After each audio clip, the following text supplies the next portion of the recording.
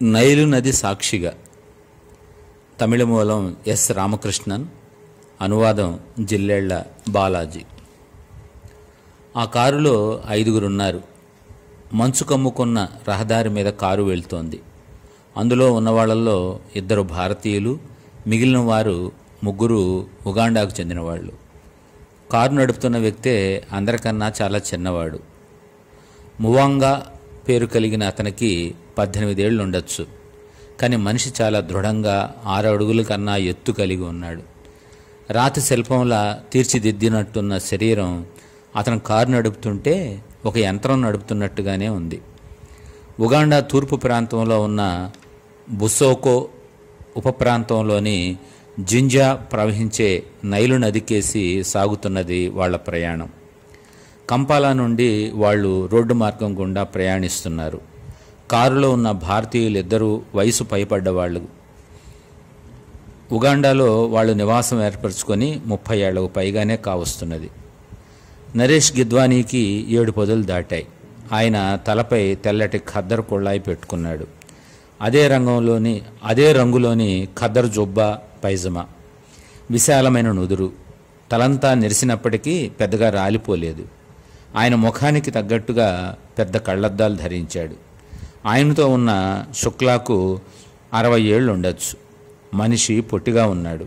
నల్లని పెదాలు, బాన కడుపు, పొడవైన ముక్కు.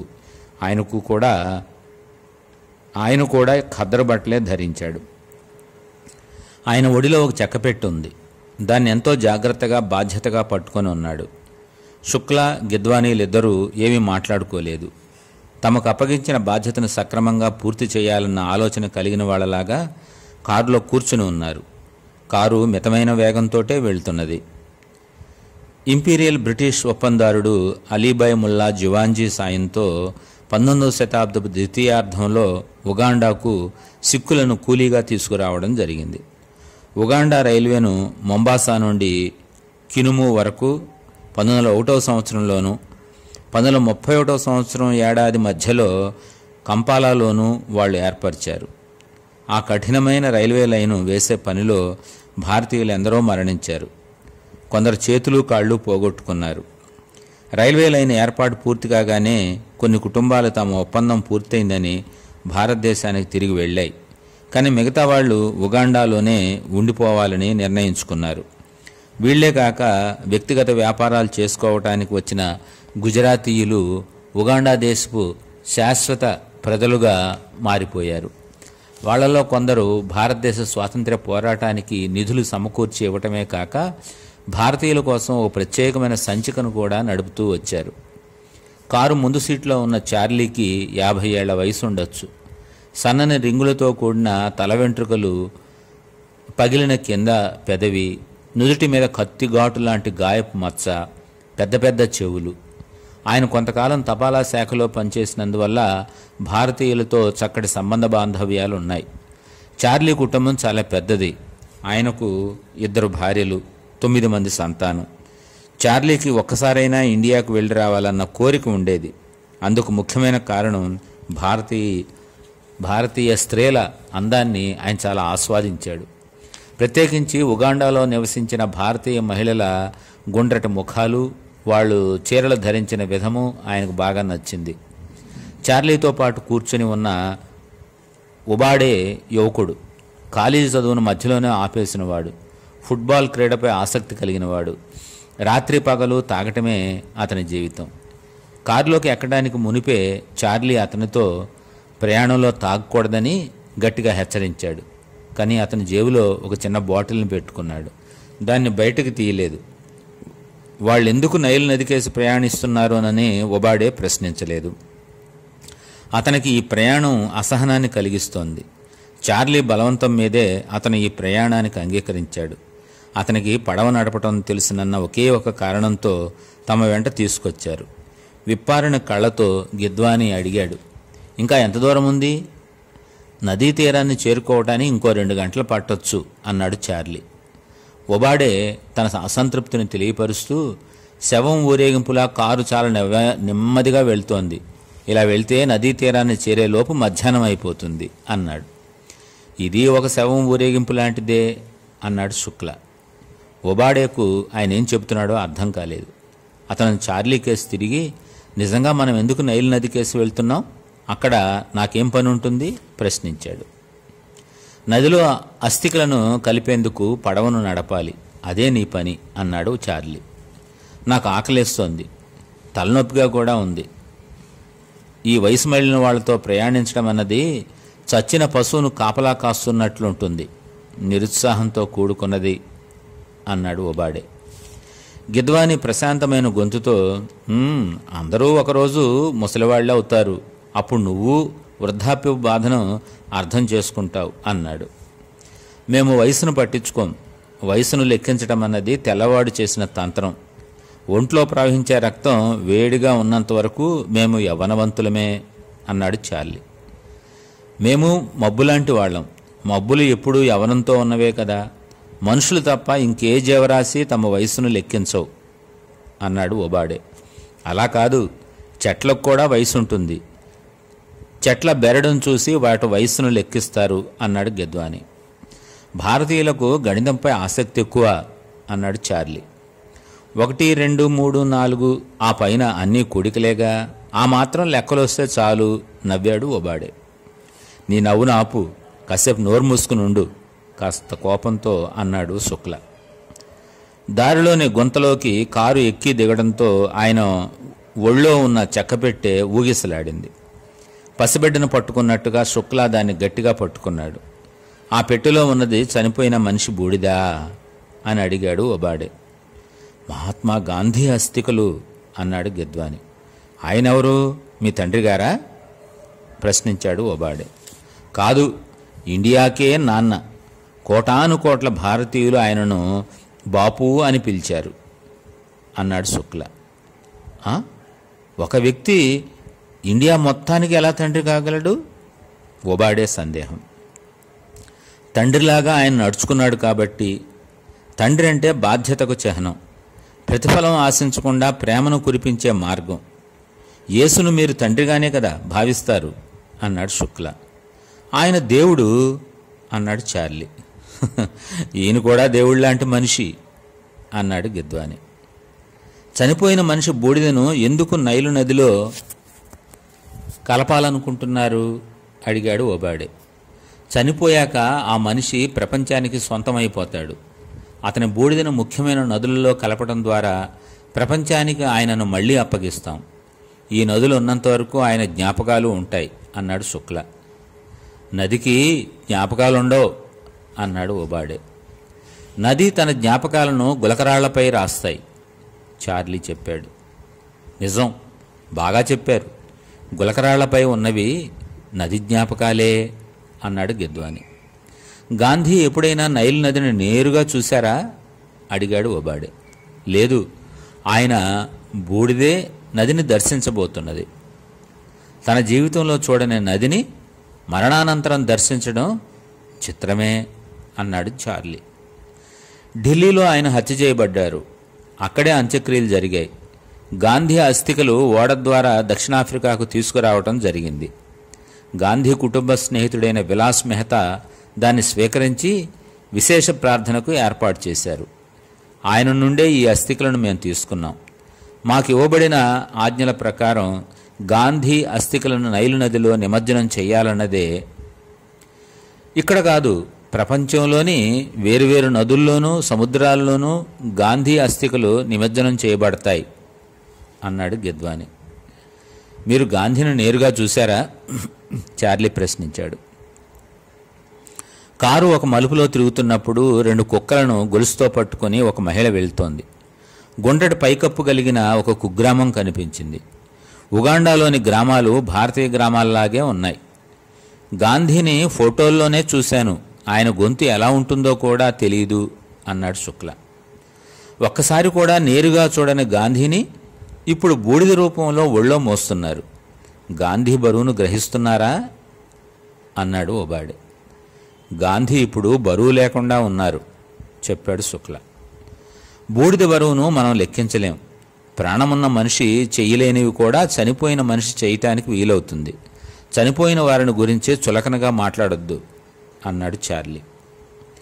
అది నిజమే. ఒక మనిషి మరణం అతని శరీరానికి మాత్రమే ముగింపునిస్తుంది. అతని సత్కార్యాలు లోకంలో చిరకాలం జీవించే ఉంటాయి. ఆ భావాలను కార్యాలను బట్టే చేపట్టే చివరి మనిషి ఉన్నంత వరకు మనిషికి మరణం లేదు. గాంధీగారు కూడా అలాంటి వ్యక్తే అన్నాడు శుక్ల. గాంధీ ఇండియాకు ఏం చేశాడని ప్రశ్నించాడు ఒబాడే. నీతి, ప్రేమ, అహింస, భారతీయ ఉదారగుణం మొదలైన వాటికి ఆయనే దారి చూపించాడు. భారతీయుల మనస్సాక్షితో మాట్లాడిన ఒకే ఒక వ్యక్తి ఆయనే. ప్రపంచంలో ఏ దేశంలోనైనా కోటానుకోట్ల ప్రజల చేత ప్రేమించబడ్డ ఒకే ఒక్క నాయకుడు తన పాయిఖానను తానే శుభ్రం చేసుకున్నాడా?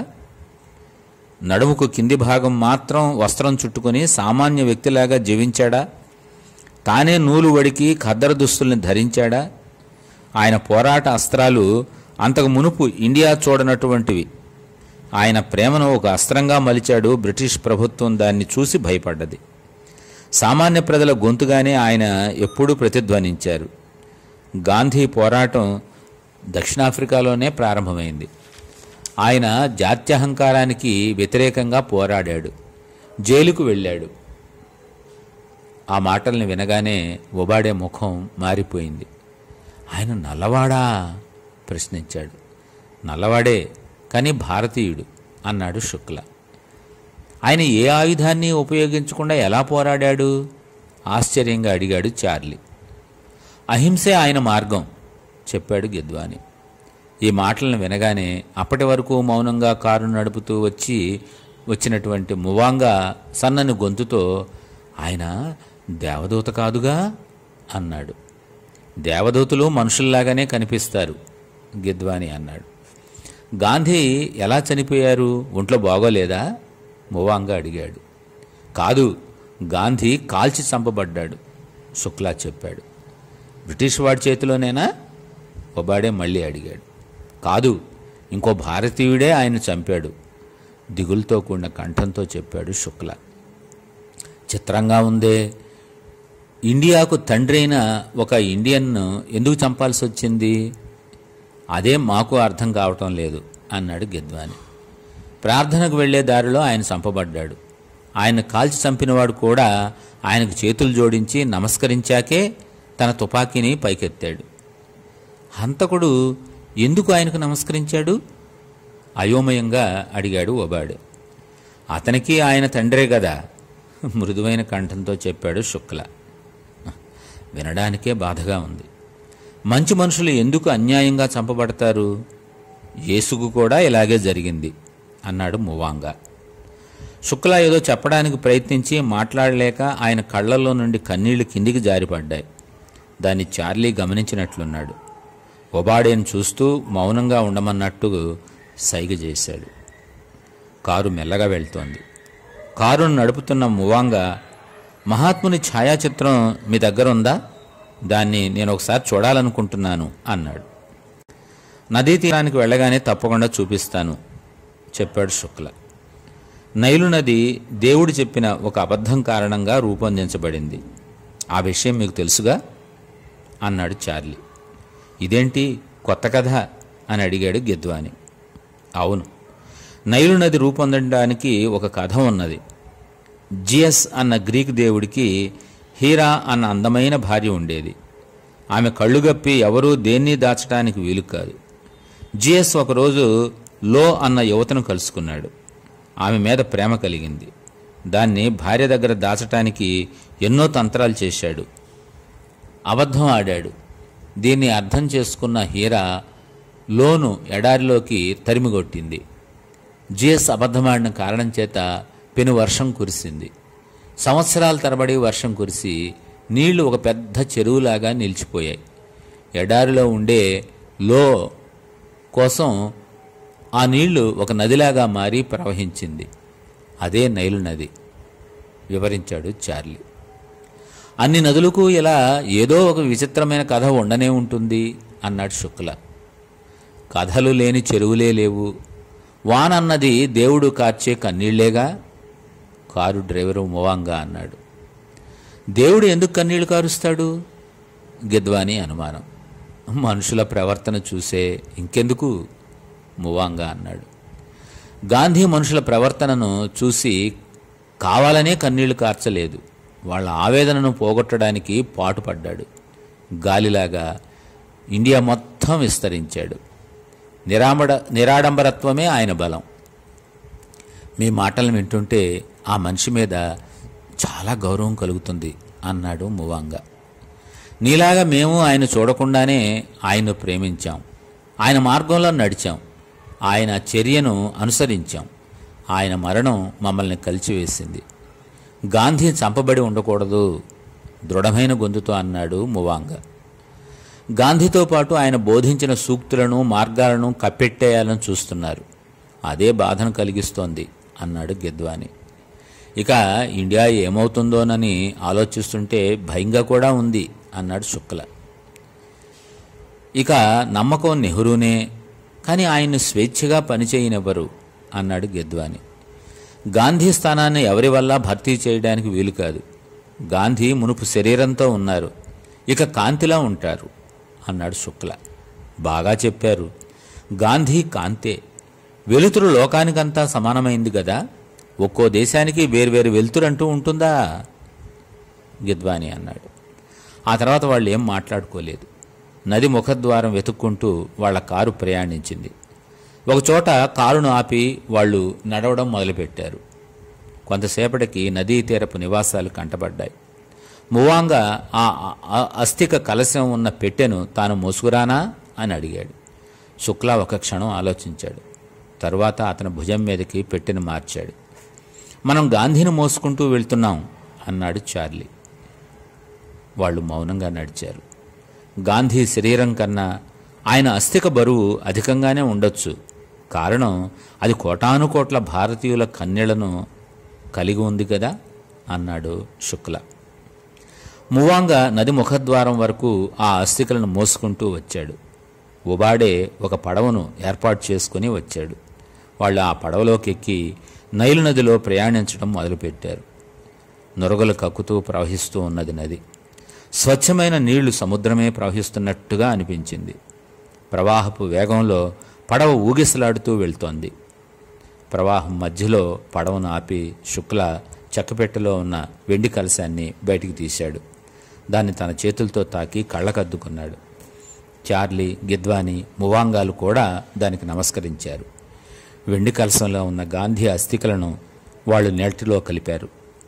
గాలి వేగంలో అస్థికలు ఎగురుతూ మువాంగా కళ్ళల్లో పడ్డది. అతను దాన్ని తుడుచుకోలేదు. ప్రపంచంలోనే ఎంతో పెద్దదైన నైలు నదిలో గాంధీ కలిసిపోయారు. ఎందరో రాజులను రాజ్యాలను చూసిన నైలు నది మహాత్ముడిని తనలో కలుపుకొని ప్రవహిస్తోంది. వాళ్ళు తీరానికి రాగానే గద్గదమైన గొంతుతో మువాంగా, ఒక తండ్రిని చంపటం మహాపాపం, అది మీ దేశాన్ని ఊరికే విడిచిపెట్టదు అన్నాడు. శుక్లా దీనమైన ముఖంతో, గాంధీనే ఇండియాను కాపాడాలి అన్నాడు బాధగా. దానికి అంగీకరిస్తున్నట్టుగా దూరంగా ఉన్న చెట్టు నుండి ఒక పక్షి గొంతు గట్టిగా వినిపించింది.